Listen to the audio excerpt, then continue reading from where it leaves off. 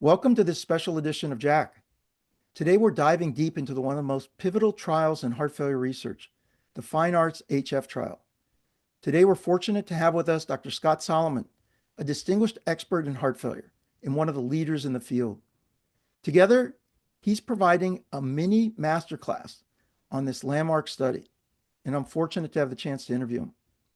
The FINEARTS HF trial was recently featured in a JACC themed issue where we pulled together many recent contributions, all of them online before print, but the print issue gives us a chance to bring them together and provide a coherent whole, insights into this trial, especially with implications for clinical practice. This trial marks a significant milestone in the treatment of heart failure with mildly reduced and preserved ejection fraction, showing for the first time the potential of finerenone as a disease-modifying therapy in this challenging population. Our discussion will cover the trial's design, findings, implications, and even some of the more nuanced aspects of its results, like comparisons with spironolactone, and questions that are raised in the accompanying JACC articles. Dr. Solomon, Scott, thank you for joining us. Let's get started. So here, can you briefly introduce for the audience the FINEARTS trial? What was it? What were you looking at? What was the question? Key objectives and so forth. Sure. Thanks, Harlan, for hosting this and for highlighting the work that we've been doing. And it's been an enormous pleasure to publish many of our papers in the Journal of the American College of Cardiology. So, as you know, this has been an incredibly hard nut to crack, heart failure with mildly reduced and preserved ejection fraction. We've been trying for many years. We haven't had a tremendous amount of success until relatively recently, which is in contrast to the tremendous success that we've had in heart failure with reduced ejection fraction over the years. We now have four major pillars of therapy, as you know, for heart failure with reduced ejection fraction, one of which is mineralocorticoid receptor antagonist. We've known for a long time that MR activation is an important driver of inflammation and fibrosis and um, uh, adverse events in patients with heart disease and kidney disease. And yet, we've not been able to extend clearly the work that's been done in heart failure with reduced ejection fraction, notably the RALS and EMPhASIS and EFFACIS trials, to heart failure with preserved ejection fraction. We had one attempt to do that, and this is, of course, the NIH-funded TOPCAT trial, which was a study that was performed really starting almost 20 years ago. The study began about 20 years ago and finished in about 2012. And as you know, the study was really flawed. And the reason it was flawed is because we discovered after unblinding that study that there were really two distinct populations of patients enrolled in the Americas, US, Canada, Argentina, and Brazil, and Russia and the Republic of Georgia, who had very different trajectories, very different event rates, and very different treatment effects. So the overall treatment effect of the TOPCAT trial was neutral, hazard ratio of 0.89, non-significant p-value. But we saw this incredible regional heterogeneity, such that in the Americas, where there was clearly uh, had enrolled patients with heart failure with event rates that were consistent with heart failure, we clearly had evidence that there may have been a treatment effect. Now, that's a post hoc analysis that was done after discovering this regional variation in the TOPCAT trial, but it was certainly one that was important enough that we decided that it was important to continue to study this pathway, this axis, the renin-angiotensin aldosterone, focusing on aldosterone axis.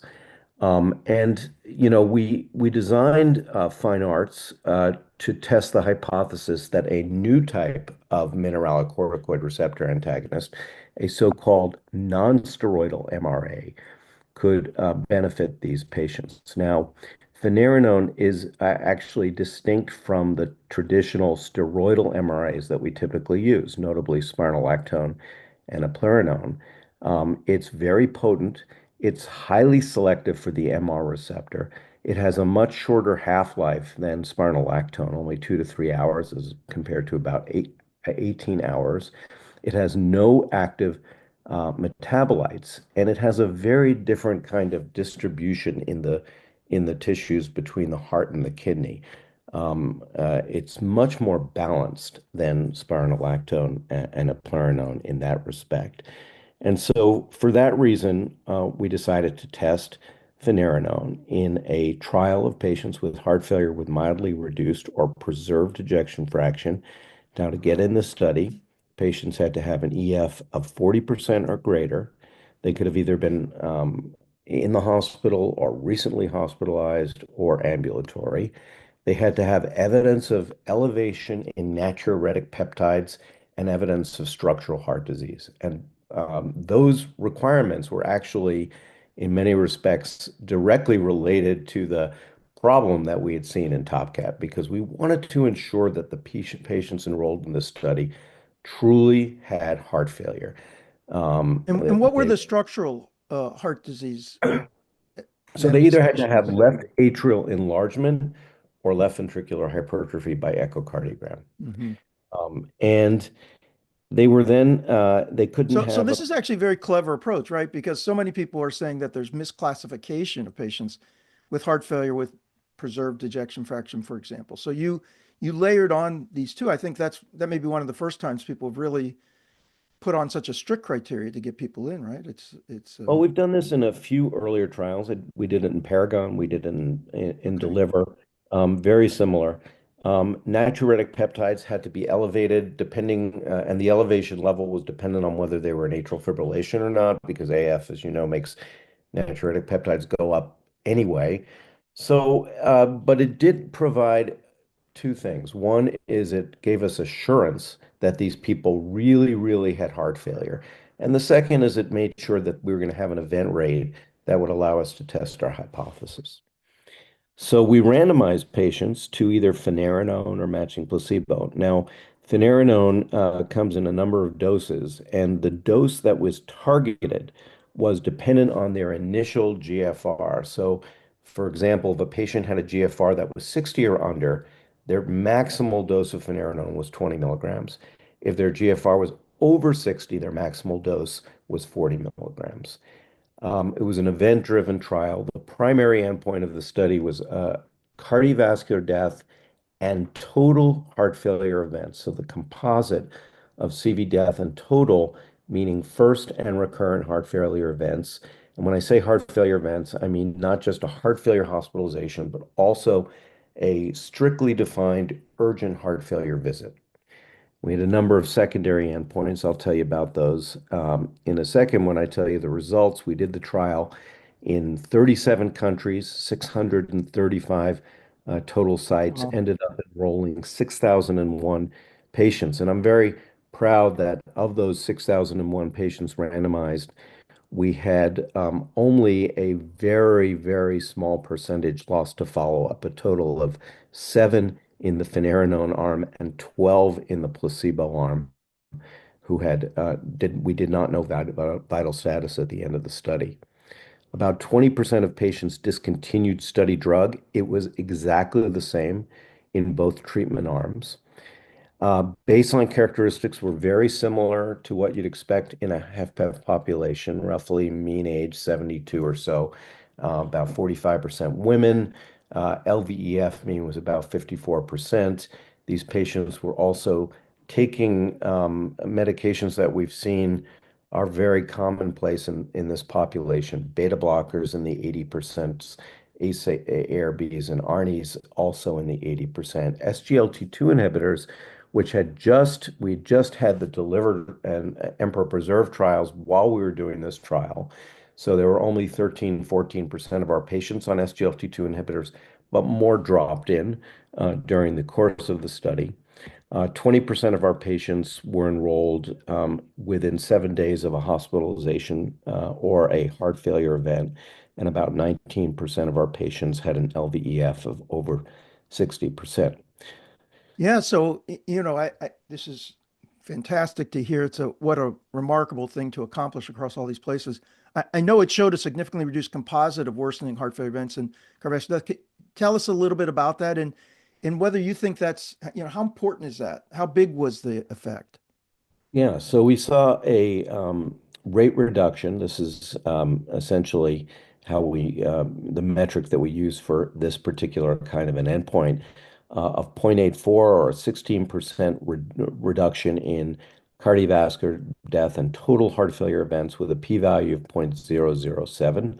So it was significant with a absolute rate reduction of 2.8 per 100 patient years. We saw a reduction by 18% of total heart failure events with a p-value of 0.006. That's our first secondary endpoint. We did not see a significant reduction in cardiovascular death. It went in the right direction, as did all-cause mortality. Both were reduced non-significantly by 7%. Not a surprise. In this population, in order to see cardiovascular death benefits, we think you need to do a trial that would be twice as large or twice as long as we did in this case. And even with SGLT2 inhibitors, we did not individually see CV death reduction in either emperor preserved or deliver, but when you put them together, you end up with a p-value of about 0.05. So it is a power issue when you're dealing with relatively low event rates. And then we saw consistency in this result across all pre-specified subgroups, and that includes ejection fraction, which is really important because we had noted in TopCat and we had noted in CHARM and we saw in Paragon that as ejection fraction went up, the benefit appeared to attenuate with the idea that the higher ejection fraction patients were benefiting less than people with lower EF. That is much less apparent here in fine arts. There's a hint, maybe if you look very closely at these curves, that there may be some degree of attenuation as EF goes up, but it wasn't statistically significant. There's no evidence of any real heterogeneity or an interaction. So it suggests that the benefit does extend to the higher EF patients.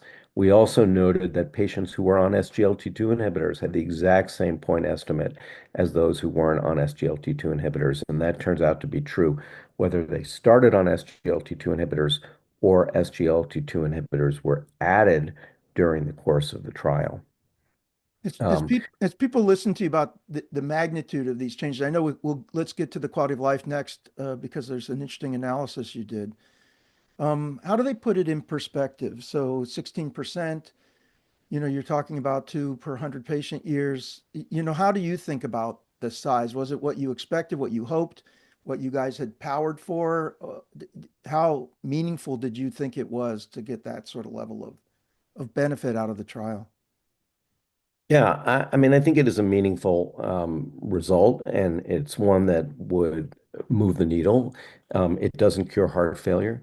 Um, there's still a tremendous amount of residual risk left in these patients, and that's why we're going to continue studying these patients with new and additional therapies in the years to come. But it's of a similar magnitude overall to what we saw with SGLT2 inhibitors. As you know, we did not see as great a magnitude of benefit with sacubitril/valsartan compared to valsartan in the Paragon trial. That was somewhat disappointing, but it does suggest that we are going to need probably to be using multiple therapies in our patients with HFpEF, just like we're doing in heart failure with reduced ejection fraction. And there appears to be incremental benefit on top of the current class one indication, which is SGLT2 inhibitors, which means that, we will get incremental benefit for our patients if we use a drug like this. It'll be one of the pillars. So can you just talk a little bit about the quality of life results? They were also Yeah, interesting. so quality of life, as you know, is measured in these trials using an instrument called the Kansas City Cardiomyopathy Questionnaire. We used the total symptom score as a metric, primary metric, assessed between baseline and 6, 9, and 12 months.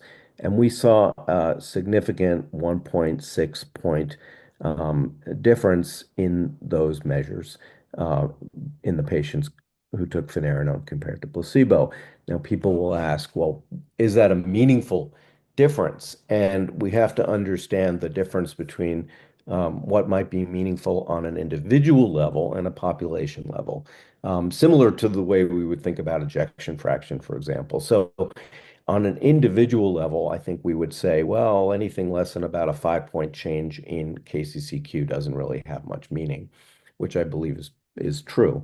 On a population level, however, it's interesting that in every trial of heart failure that have shown benefits in terms of morbidity and mortality, including Paradigm with sacubitril valsartan, including Deliver with dapagliflozin, Emperor Preserve with empagliflozin, we see a magnitude of benefit with KCCQ of between about 1.5 and 2 points.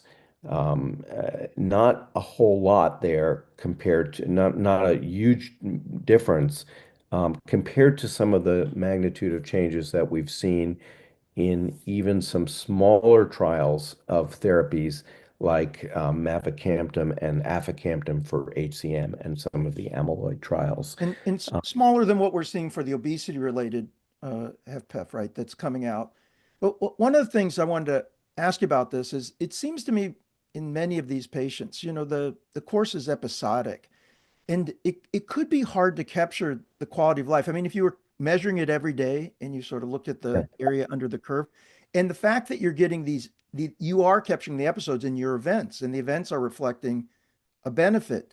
The fact that you're looking on average at a certain juncture in time that you're, Yep. having trouble reflecting that in the quality of life may just represent sort of the up and downs that these patients give when they're compensated, they actually can be doing okay.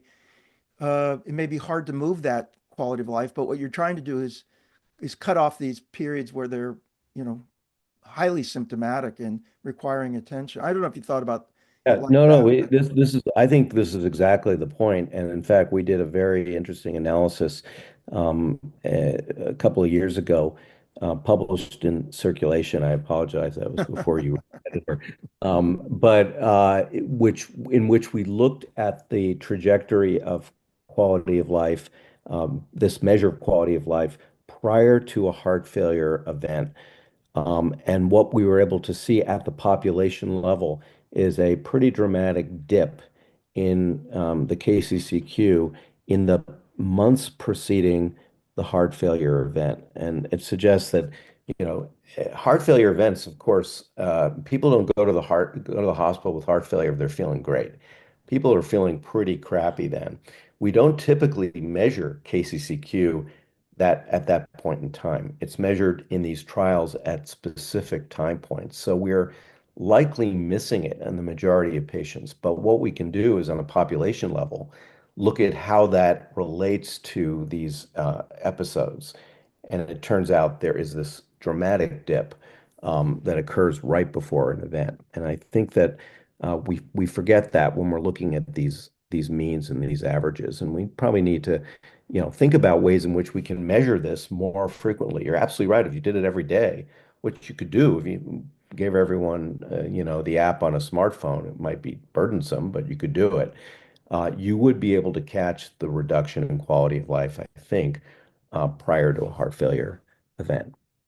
so here's one of, I think, the hardest questions about this. People, as I've heard, everyone's very impressed with this trial and eager for new therapies for these patients. This non-steroidal mineralocorticoid receptor antagonist presents a real opportunity, but people are also going to be concerned about access, cost. How is this going to work? And then we do have spironolactone. And so, how are you thinking about it in terms of the evidence that's been generated now, finerenone, in terms of its efficacy compared with spironolactone, safety, the patient populations?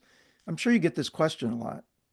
Yeah, of course. And, after Top Cat, We were the ones who were the first to say, well, in the absence of additional evidence, the best thing we can do for our patients is assume that the results that we got from the Americas subgroup in TopCat were going to inform clinicians. And many of us have used those data to treat our patients over the years. Um, but on the other hand, we also have to recognize that that was a post hoc analysis of a trial. And it'd be nice if we can just get rid of the patients that we don't like in our clinical trials and only include the ones that we do like. We can't really do that. If we look at, when we think about the study fine arts, we did not, of course, compare finerenone to spironolactone. It was finerenone versus placebo. We don't have a head-to-head comparison or comparative data, so we can only sort of extrapolate and try to put them into some context. Overall, Fine Arts was a positive trial with 1,343 total first primary events compared to Top Cat Americas, which had 522 total first primary events. The hazard ratio for overall Top Cat was 0.89 compared to 0.84 in Fine Arts. In Top Cat America, it was 0.81, barely nominally significant. If we had done Fine Arts in the same Americas, we would have seen an even better hazard ratio of 0.73. So is it fair necessarily to compare Top Cat Americas to Fine Arts overall? Maybe not.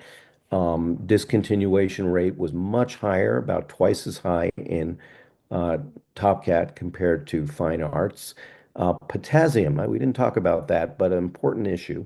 Um, Finerenone raises potassium like all MRAs by about twofold. We had very, very few people who had potassiums that went above 6. And in fact, we only had 16 hospitalizations for hyperkalemia, 10 in the finerenone group and 6 in the placebo group. No deaths due to hyperkalemia. In TopCat, which also spironolactone raises potassium, and the people we know that were taking spironolactone, there's about a threefold increase overall in rates of hyperkalemia, depending on how you define it, regardless of how you define it.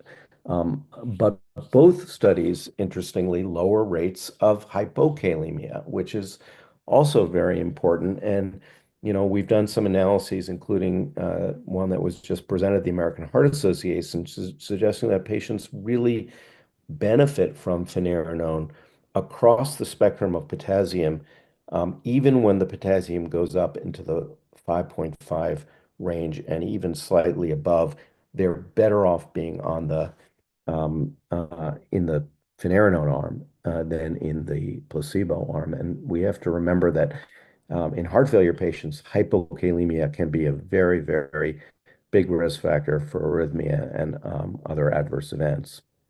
I want to, it's great. I want to ask you just quickly about two of the papers that were in JACC in this issue that are, I think, quite interesting and really clinically relevant. So there was one that I think John McMurray led, of course, part of the team's part of, that highlighted the initial decline in the glomerular filtration rates, the eGFR, with finerenone. And how should clinicians approach this? Maybe you just want to talk about that paper for a second, because I think it's very important because some people may steer off the med uh, too early, and that's this. The implication of this paper is that you don't need to do that. Yeah. So, it's interesting. Most of the drugs that we use uh, do this. They lower GFR, raise creatinine immediately, very early on. We looked at this for many years with RAS inhibitors. And if you give a RAS inhibitor, you will raise creatinine, lower GFR acutely. If you're in the RAS inhibitor group in a randomized trial, there's no prognostic significance to that. But if you're in the placebo group, that's a bad thing. And I think that the same is true of MRAs in general and finerenone, that we do see a dip in GFR initially, and that dip basically is telling you that the drug is doing its job, it's working. And we shouldn't worry about that specifically. Now, obviously, there are people who are going to dip a lot lower, and we would be concerned, but that's pretty rare. And we found that those who do have this initial dip benefit So to the what's same a extent. typical dip and what should be the dip that people should know this just happens and they don't necessarily have to stop the medication? Well, we generally worry about a creatinine increase of about zero point 0.3 milligrams per deciliter or a 25 percent decline in GFR. So the numeric, it sort of depends on where you start, but I think 25% is a overall relatively good rule of thumb. I thought there's an important article for saying, it's not necessarily a cause for worry to see this initial change because lots of people experience it and it doesn't seem to interfere with the long-term benefit. And people should stay the course with these very sort of minor changes that may elicit anxiety when you see them, Yeah. but they don't necessarily. There was another one that I thought was really good that was an analysis that Muthu Varganatham and team and according, of course, you and others that were looking at the timing of the benefits. And one of the things that was interesting was the rapid onset of efficacy. I just wonder how you think about this paper and its importance for practicing docs and influencing clinical decision making, I think, especially with patients with acute or worsening heart failure. So it turns out if you look at the curves, the Kaplan-Meier curves, the event rate curves that I show in the primary results, they separate very, very quickly. And we can quantify that and we can say, okay, we would have seen a statistically significant result in about 30 days from the beginning of taking the drug. So what that is saying is that this drug works very quickly. And I think the take-home lesson for clinicians is that we should be using it, without tremendous delay in our patients. And in fact, if you looked at, we didn't talk about this, but if you look at the patients who were recently hospitalized or had a recent heart failure event, they derived even the most benefit Yeah. from the therapy, suggesting it's safe to use then, and it's also efficacious. So it's an argument for not waiting to treat. So looking ahead, what do you think of this trial tells us about the future direction of heart failure research in this population? What are you excited about? What's going to happen next? Uh, you know, the great thing is that with the successes that we've had over the past few years with SGLT2 inhibitors, we had at least some success with sacubitril/valsartan, which is now indicated in the U.S. For patients with um, heart failure with mildly reduced EF and actually EF below normal. SGLT2 inhibitors indicated across the spectrum of EF. Finerenone doesn't yet have an indication, but is undergoing FDA and EMA review at this time. And, it means that there's interest in investing in this area. There's interest in finding additional therapies. We haven't cured the disease. We've made a dent, but there are lots of other potential pathways to look at. Very exciting work, as you know, with the GLP-1s and other incretin-based therapies that I think are also going to change our way of looking at obesity-related HFpEF. Small studies so far. Those are really not outcomes trials in the sense that this was an outcomes trial. Very small numbers of events, but very compelling early data for those studies as well. So I think that's going to be a big area. There's excitement in looking at myosin inhibition in HFpEF. We're starting to be able to really phenotype these patients, at least pull away the people who have diseases like amyloid heart disease, where there are now other targeted therapies, as you know. So it's a much different field than it was 20 years ago. Absolutely. Yeah, that's exciting. So as we come to the end, if there's a takeaway that you want listeners to learn from the fine arts trial, especially clinicians as things are starting to change and from the papers in this themed issue on fine arts, what would you want the audience to remember about this? Well, I think the most important part is reiterating how important it is that we have clinical trials to base our treatment of patients on. And you know, all said and done, this is where the best evidence comes from. And we were very excited to be able to do this trial simply to be able to um, really close a loop that we started 20, 25 years ago with the TopCat trial. And I certainly hope that as a field, we continue to pay attention to the evidence that comes in and the trials that are conducted, and hopefully we continue to do these large outcomes trials. They're expensive, they're burdensome, but they provide a level of evidence that we simply cannot match in any other way. And we should highlight that, the role of people like Bert Pitt and Faiz Zanat and others who have contributed. There's been a lot of work over a long time, and it's really great to see the evidence now finally, getting stronger and addressing some of the controversies. It's been a great pleasure having you. You are a leading light in the clinical trial world. You're a leader in this area. We're so fortunate to have you, and thanks so much. Thank you, Harlan.